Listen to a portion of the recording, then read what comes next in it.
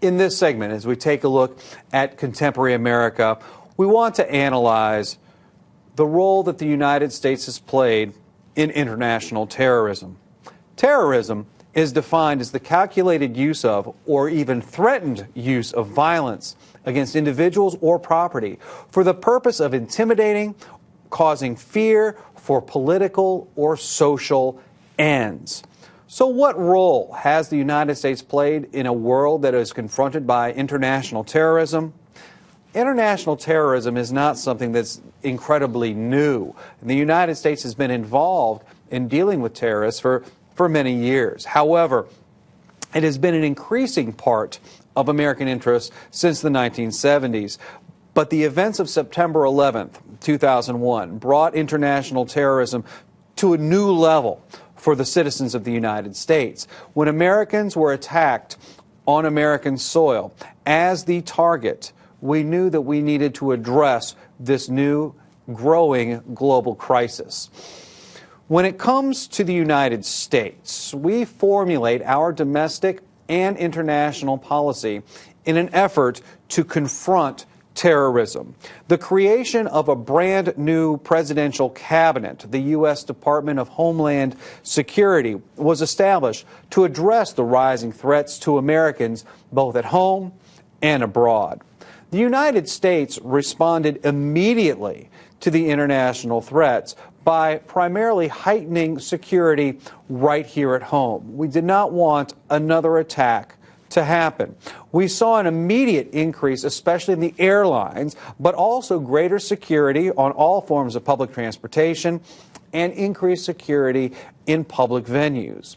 Congress also took a huge step as it passed the controversial Patriot Act with strong support of President George Bush, which was designed to help American law enforcement agencies track down terrorists and hopefully prevent more attacks. What made this act so controversial was the provisions it included. For example, the right for the government to detain foreigners suspected of terrorism for 7 days without ever charging them with a crime. It allows the government to tap all phones used by suspects and monitor their email and internet usage without a warrant.